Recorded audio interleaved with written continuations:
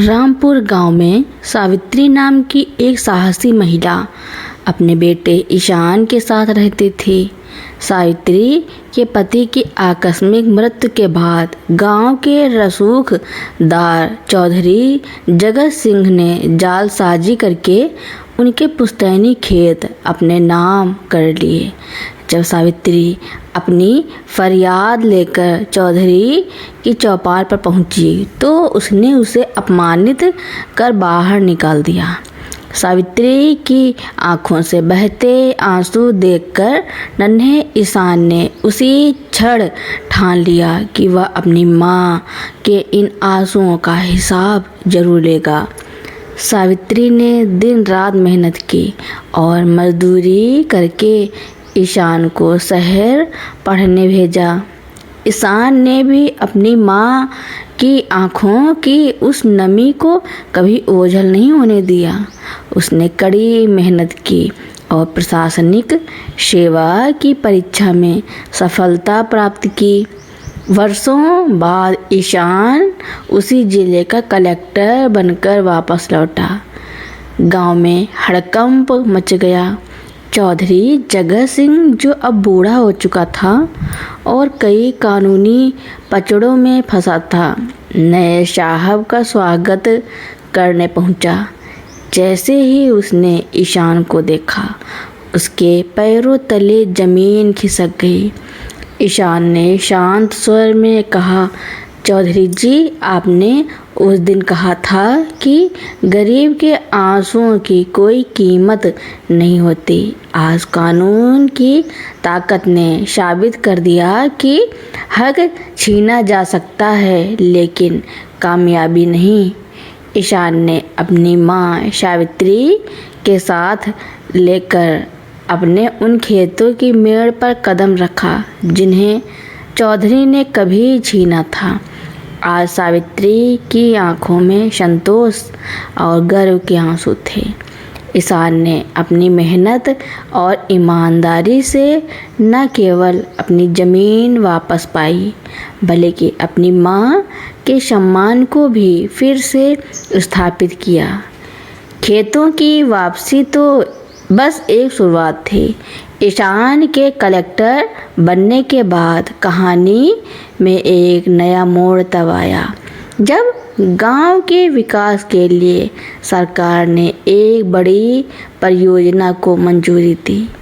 जमीन वापस मिलने के बाद सावित्री चाहती थी कि ईशान उन खेतों में फिर से हरियाली लाए, लेकिन ईशान के सामने एक बड़ी चुनौती थी।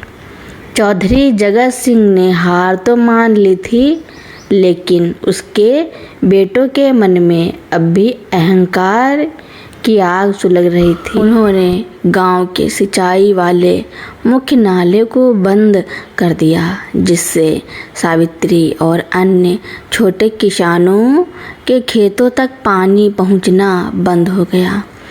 ईशान ने एक बेटे के रूप में नहीं, बल्कि एक प्रशासनिक अधिकारी के रूप में कदम उठाया। उसने पूरे गांव की एक बैठक बुलाई। चौधरी के बेटों को लगा कि ईशान अपनी ताकत का इस्तेमाल कर उन्हें जेल भेजेगा, लेकिन ईशान ने कुछ और ही किया। उसने नक्शा खोलकर सबके सामने रखा और कहा, यह नाला सिर्फ मेरा नहीं, पूरे गांव का है। अगर आप इसे रोकते हैं तो सरकार को यहाँ की उपजाऊ भूमि को बंजर घोषित करना पड़ेगा, जिससे सबसे ज़्यादा नुकसान आपकी बड़ी ज़मीनों का होगा। ईशान ने अपनी माँ के नाम पर गांव में सावित्री जल संचयन केंद्र की नींव रखी। उसने सरकारी फंड और गांव वालों के श्रमदान से एक आधुनिक नहर प्रणाली तैयार करवाई। एक दोपहर जब पहली बार नहर का पानी सीधे खेतों की ओर बढ़ा, तो सावित्री ने अपने हाथों से उस मिट्टी को छुआ। ईशान ने देखा कि चौधरी जगत सिंह का सबसे छोटा बेटा, जो अब तक विरोध कर रहा था, चुपचाप आकर ईशान के पास खड़ा हो गया। उसने झिझकते हुए कहा, साहब, हमने सिर्फ नफ़रत करना सीखा था, लेकिन आपने हमें तरक्की का रास्ता दिखा दिया। गांव के स्कूल का वार्षिक उत्सव था। मुख्य अतिथि के रूप में ईशान को बुलाया गया था, लेकिन ईशान ने मंच पर जाने से मना कर दिया। उसने माइक संभाला और कहा, इस गांव का असली नायक मैं नहीं, मेरी माँ है।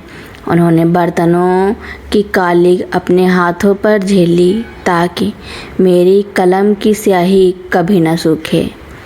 पूरा गांव, जिसमें कभी उसे दुत्कारने वाले लोग भी शामिल थे, खड़े होकर तालियां बजाने लगे।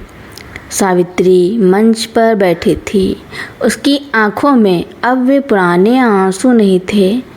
आज उसकी आंखों में जो चमक थी वह उस सूरज की तरह थी जो अंधेरे को मिटाकर उदय हुआ था। ईशान ने साबित कर दिया कि असली बदला दुश्मन को मिटाना नहीं, बल्कि दुश्मन की सोच को बदल देना है। गांव में खुशहाली तो लौट आई थी, लेकिन ईशान और सावित्री की परीक्षा अभी खत्म नहीं हुई थी। अब बारी थी उस आखिरी घाव को भरने की, जो सालों से गांव के सीने में चुभ रहा था। गांव के स्कूल और अस्पताल की हालत बहुत जर्जर थी। ईशान ने तय किया कि वह जिले के बजट का एक हिस्सा यहाँ की शिक्षा पर खर्च करेगा। इसी बीच एक पुरानी हवेली की नीलामी की खबर आई। यह वही हवेली थी जहाँ कभी सावित्री को अपमानित किया गया था। चौधरी जगत सिंह की पुश्तैनी हवेली।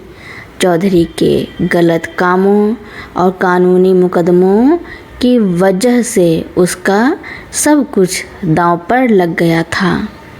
वह पूरी तरह टूट चुका था। नीलामी के दिन हर किसी को लगा कि ईशान उस हवेली को खरीद लेगा और चौधरी को बेघर कर देगा। यह उसका सबसे बड़ा बदला होगा। लेकिन जब ईशान वहां पहुंचा तो उसने अपनी माँ सावित्री से सलाह ली। सावित्री ने शांत स्वर में कहा, बेटा, जिस चौपाल पर मेरा अपमान हुआ था, अगर वही किसी और का अपमान होगा तो हमारे और उनमें क्या फ़र्क रह जाएगा।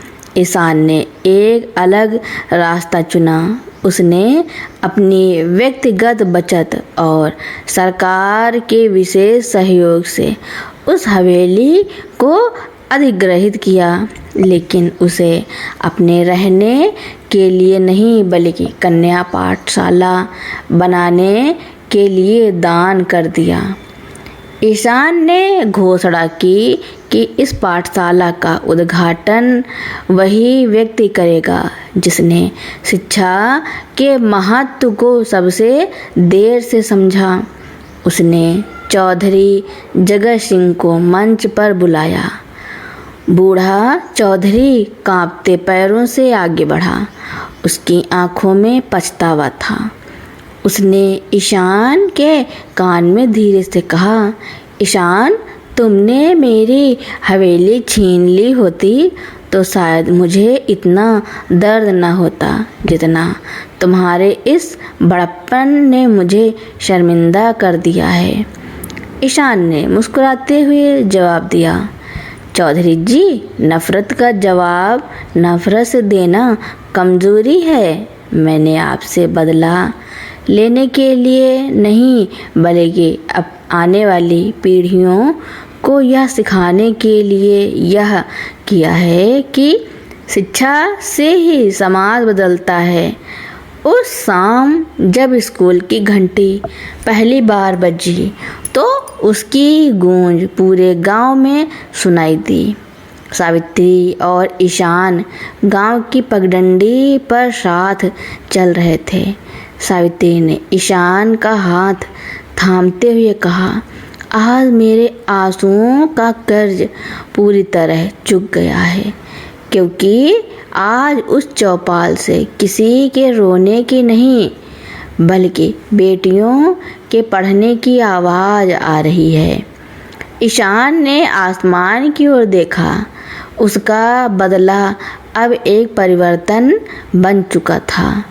गांव अब सिर्फ एक नाम नहीं बल्कि एक मिसाल था कि कैसे एक बेटा अपनी माँ के संघर्ष को पूरे समाज की जीत में बदल सकता है। स्कूल की घंटी की वह गूंज केवल गांव तक सीमित नहीं रही।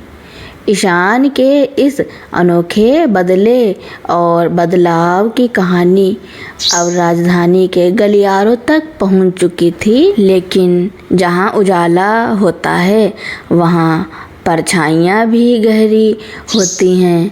ईशान की लोकप्रियता और उसके सख्त कानूनों ने उन लोगों को परेशान कर दिया था जो बरसों से भ्रष्टाचार की जड़ों में बैठे थे। जिले के कुछ बड़े ठेकेदार और भ्रष्ट राजनेता ईशान के खिलाफ साजिश रचने लगे। उन्हें लगा कि अगर ईशान को गांव की मिट्टी से दूर कर दिया जाए तो उनका रास्ता साफ हो जाएगा। एक सुबह ईशान के पास उसके तबादले का आदेश आया। उसे एक ऐसे पिछड़े इलाके में भेजा जा रहा था जिसे काला पानी कहा जाता था। जैसे ही यह खबर सावित्री और गांव वालों तक पहुंची, पूरे रामपुर में सन्नाटा पसर गया। चौधरी जगत सिंह, जो अब पूरी तरह बदल चुका था, सबसे पहले ईशान के पास पहुंचा। उसने कहा, बेटा, हमने बरसों बाद न्याय का सूरज देखा है। हम तुम्हें जाने नहीं देंगे। हजारों की संख्या में ग्रामीण सड़क पर उतर आए। वे कलेक्टर दफ्तर के बाहर शांतिपूर्वक धरने पर बैठ गए। सावित्री भी उनके साथ थी। सरकार पर दबाव बढ़ने लगा। मीडिया ने इस खबर को प्रमुखता से दिखाया। एक ईमानदार बेटे के लिए माँ और पूरा गांव सड़क पर। ईशान परेशान था। वह नहीं चाहता था कि उसकी वजह से कानून व्यवस्था बिगड़े। उसने सावित्री से कहा, माँ, मुझे जाना होगा। नौकरी में यह सब आम बात है। सावित्री ने उसके सिर पर हाथ रखा और कहा, तू जहाँ जाएगा वहाँ भी ऐसे ही काम करेगा, मुझे पता है। लेकिन आज ये लोग तेरे लिए नहीं, उस ईमानदारी के लिए लड़ रहे हैं जो तूने इन्हें दिखाई है। इन्हें लड़ने दे, क्योंकि आज इनका स्वाभिमान जागा है। जनता के भारी आक्रोश और रिकॉर्ड तोड़ समर्थन को देखते हुए प्रशासन को अपना फैसला वापस लेना पड़ा। ईशान का तबादला रद्द कर दिया गया। जब वह दोबारा अपने दफ्तर पहुंचा तो उसका स्वागत फूलों से नहीं बल्कि उन बुजुर्गों के आशीर्वाद से हुआ जिनके बच्चों को ईशान ने पढ़ाया था। ईशान ने उस दिन डायरी में एक बात लिखी, बदला लेना आसान है, लेकिन किसी के दिल में अपने लिए इतनी जगह बना लेना कि वह आपके सम्मान के लिए ढाल बनकर खड़ा हो जाए, यही जीवन की सबसे बड़ी उपलब्धि है। अब ईशान के पास केवल अपना गांव नहीं बल्कि पूरे जिले का भरोसा था। उसने अपनी माँ की आँखों के उन पुराने आंसुओं को एक ऐसी मशाल में बदल दिया था जिसकी रोशनी अब कभी कम नहीं होने वाली थी। गांव की सीमाएं अब ईशान के विज़न के लिए छोटी पड़ने लगी थी। ईशान का अगला कदम केवल विकास नहीं बल्कि न्याय की मिसाल पेश करना था। ईशान ने महसूस किया कि गांव में कई ऐसी विधवाएं और बुजुर्ग थे जिनकी कहानियां उसकी माँ सावित्री जैसी ही थी। किसी की जमीन छली गई थी तो किसी का हक दबाया गया था। उसने जिले में एक विशेष सेल बनाया जिसका नाम रखा गया अधिकार मंच। इस मंच का उद्देश्य था उन पुराने विवादों को सुलझाना जो सालों से कचहरियों में धूल फांक रहे थे। ईशान खुद हर रविवार को चौपाल लगाता। इसी दौरान एक ऐसा मामला सामने आया जिसने सबको चौंका दिया। यह मामला खुद सावित्री के ससुराल के एक दूर के रिश्तेदार का था। उसने ईशान से मदद मांगी कि वह अपनी ताकत का इस्तेमाल कर उसे एक विवादित जमीन दिला दे। गांव वालों की नज़रें ईशान पर थी। क्या वह अपने अपनों के लिए नियम तोड़ेगा?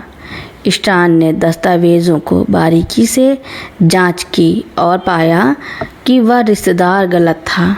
भरी सभा में ईशान ने फैसला सुनाया, न्याय का तराजू खून के रिश्तों से बड़ा होता है। अगर मैं आज अपने करीबियों का गलत साथ दूं तो मैं उस कुर्सी का अपमान करूंगा जिसके लिए मेरी माँ ने उम्र भर तपस्या की है।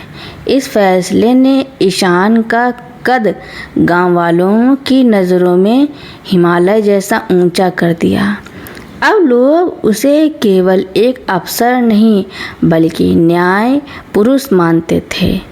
एक शाम ढलते सूरज की रोशनी में सावित्री और ईशान अपने पुराने पुश्तैनी खेत के मेड़ पर बैठे थे। लहलहाती फसल को देखकर सावित्री बोली, बेटा, आज इस मिट्टी से वह कड़वाहट पूरी तरह निकल गई है। अब जब मैं आंखें मूंदूंगी तो मुझे किसी हार का दुख नहीं होगा। ईशान ने माँ का हाथ थामा और कहा, माँ, बदला तब पूरा नहीं हुआ था जब मैं कलेक्टर बना था। बदला आज पूरा हुआ है जब इस गांव का हर गरीब सर उठाकर चल सकता है। कहानी का यह पड़ाव तब आया जब ईशान का चयन केंद्र सरकार के एक बड़े मिशन के लिए हुआ। उसे दिल्ली जाना था। विदाई के दिन पूरा गांव स्टेशन पर उमड़ पड़ा। जैसे ही ट्रेन चलने को हुई, एक छोटा लड़का दौड़ता हुआ आया और ईशान को एक कागज़ का टुकड़ा दिया। उस पर लिखा था, साहब, मैं भी आपकी तरह पढ़कर अपनी माँ के आंसू पोंछूंगा। ईशान मुस्कुराया और उसने खिड़की से बाहर हाथ हिलाते हुए अपनी माँ को देखा जो स्टेशन पर खड़ी मुस्कुरा रही थी। उनके चेहरे की झुर्रियों में अब बीते कल का दर्द नहीं बल्कि आने वाले कल की उम्मीद थी। आंसुओं से शुरू हुई यह दास्तान अब एक परंपरा बन चुकी थी, सत्य, साहस और स्वाभिमान की परंपरा। दिल्ली जाने के बाद ईशान का कद और जिम्मेदारियां दोनों बढ़ गई थी, लेकिन उसके संघर्ष की कहानी अब एक नए और निर्णायक मोड़ पर पहुंचने वाली थी। ईशान अब केंद्र सरकार के ग्रामीण सशक्तिकरण विभाग में एक उच्च पद पर तैनात था। उसका काम पूरे देश के गांव की रूपरेखा बदलना था। लेकिन एक दिन उसे अपने गांव रामपुर से एक परेशान करने वाली चिट्ठी मिली। यह चिट्ठी चौधरी जगत सिंह के उसी बेटे ने लिखी थी जिसने कभी ईशान का विरोध किया था। चिट्ठी में लिखा था कि एक बड़ी बहुराष्ट्रीय कंपनी गांव की उपजाऊ मिट्टी को कौड़ियों के भाव खरीदकर वहां एक ऐसा प्लांट लगाना चाहती है जिससे गांव की पवित्र नदी और खेतों को भारी नुकसान पहुंचेगा। ईशान के सामने धर्म संकट था। सरकार के कुछ बड़े मंत्री उस प्रोजेक्ट के पक्ष में थे। उसे चुप रहने के संकेत दिए गए, यहाँ तक कि उसे पदोन्नति का लालच भी दिया गया। सावित्री को जब यह पता चला तो उसने दिल्ली फ़ोन किया और सिर्फ इतना कहा, बेटा, मैंने तुझे बड़ा अफसर इसलिए नहीं बनाया था कि तू शहर की चकाचौंध में उन खेतों की खुशबू भूल जाए जिन्होंने तुझे पाल पोस कर बड़ा किया है। याद रख, तेरी पहली पहचान उस मिट्टी से है। ईशान ने अपनी नौकरी को दांव पर लगा दिया और मिट्टी तथा पानी के नमूने इकट्ठे किए। उसने एक ऐसी विस्तृत रिपोर्ट तैयार की जिसमें साबित किया गया कि यह प्रोजेक्ट पर्यावरण और किसानों के लिए विनाशकारी है। उसने इसे सीधे प्रधानमंत्री कार्यालय तक पहुंचाया। जब दिल्ली के बड़े गलियारों में बहस छिड़ी तो ईशान ने अपना इस्तीफा मेज़ पर रख दिया और कहा, अगर मेरा पद मेरे गांव के भविष्य को नहीं बचा सकता तो मुझे इस पद की ज़रूरत नहीं है। ईशान की सच्चाई और अटूट साहस के आगे सरकार को झुकना पड़ा। वह प्रोजेक्ट रद्द कर दिया गया और रामपुर को एक मॉडल इको विलेज घोषित कर दिया गया। जब ईशान वापस गांव पहुंचा तो इस बार वह कलेक्टर या बड़ा अफसर बनकर नहीं बल्कि रामपुर के बेटे के रूप में आया था। गांव वालों ने उसका इस्तीफा स्वीकार नहीं होने दिया था। सरकार ने उसे वापस उसी क्षेत्र के विकास का प्रभारी बना दिया था। सालों बाद जब ईशान के बाल सफ़ेद होने लगे थे, उसने अपने गांव के प्रवेश द्वार पर एक शिलालेख लगवाया। उस पर किसी बड़े नेता का नाम नहीं था बल्कि पत्थर पर तराशा गया था, यह गांव उन माँओं के नाम है जिन्होंने संघर्ष के आंसुओं को अपने बच्चों की सफलता की स्याही बना दिया।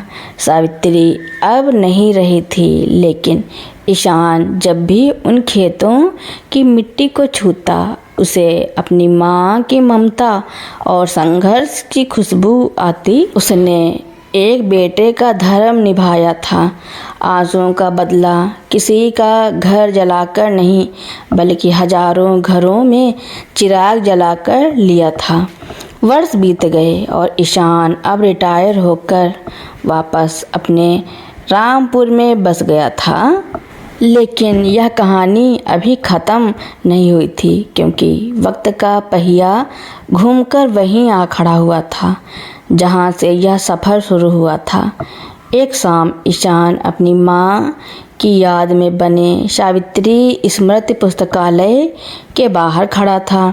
तभी एक फटे हाल कपड़ों में धूल से लथपथ एक छोटा लड़का भागता हुआ आया और उसके पैरों पर गिर पड़ा। वह बुरी तरह रो रहा था। ईशान ने उसे उठाया और पूछा, क्या हुआ बेटा, तुम कौन हो और क्यों रो रहे हो? उस लड़के ने सबकते हुए कहा, साहब, मेरे पिताजी ने साहूकार से कर्ज लिया था। पिताजी की बीमारी में मौत हो गई और अब साहूकार हमारी झोपड़ी और बकरियां छीन रहा है। उसने मेरी माँ को धक्का दिया और कहा कि हम कहीं भी जाकर मर जाएं। ईशान के सीने में एक टीस उठी। उसे अपना बचपन याद आ गया। अपनी माँ सावित्री के वे आंसू याद आ गए। उसने उस लड़के की आंखों में वही आग देखी जो कभी उसकी अपनी आंखों में थी। ईशान उस लड़के के साथ गांव की उसी चौपाल पर पहुंचा जहां कभी उसकी मां का अपमान हुआ था। वहां नया साहूकार दहाड़ रहा था। जैसे ही उसने ईशान को देखा, उसके तेवर ढीले पड़ गए। ईशान ने शांति से कहा, इतिहास खुद को दोहराता है, लेकिन इस बार नतीजा अलग होगा। इस बच्चे के पिता का जितना कर्ज है वह मैं चुकाऊंगा, लेकिन याद रखना, जिस दिन यह लड़का या बच्चा बड़ा होगा, वह तुमसे पैसा नहीं बल्कि इस अपमान का हिसाब मांगेगा।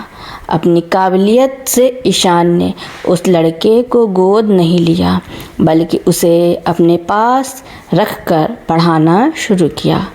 उसने गांव में एक कोचिंग सेंटर खोला जहां वह खुद और अन्य गांव के शिक्षित युवा गरीब बच्चों को प्रतियोगी परीक्षाओं की तैयारी करवाने लगे। ईशान ने उस लड़के से कहा, बेटा, बदला लेने के 2 तरीके हैं। एक यह कि तुम साहूकार का घर जला दो, और दूसरा यह कि तुम इतना पढ़ो कि एक दिन तुम खुद कानून बन जाओ और किसी और गरीब के साथ ऐसा ना होने दो। बोलो, कौन सा रास्ता चुनोगे? लड़के ने दृढ़ता से कहा, वही रास्ता साहब जो आपने चुना था।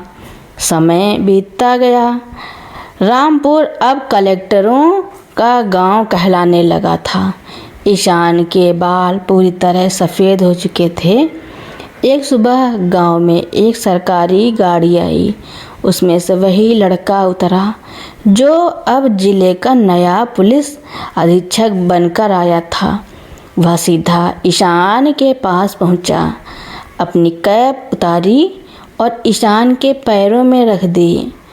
उसने सैल्यूट किया और कहा, गुरुजी, आज आपके उस बदले की परंपरा का एक और सिपाही तैयार हो गया है। ईशान ने मुस्कुराकर आसमान की ओर देखा। उसे लगा जैसे बादलों के पार से उसकी माँ सावित्री उसे देख रही है और मुस्कुरा रही है। तो दोस्तों, मेरी स्टोरियाँ सुनने के लिए आपका बहुत बहुत धन्यवाद। ऐसे ही नई नई स्टोरियाँ सुनने के लिए मेरे चैनल को लाइक, कमेंट, शेयर, सब्सक्राइब एवं बेल आइकन का बटन दबाना ना भूलना, ताकि मेरी नई नई कहानियाँ आप तक पहले ही पहुँचती रहें।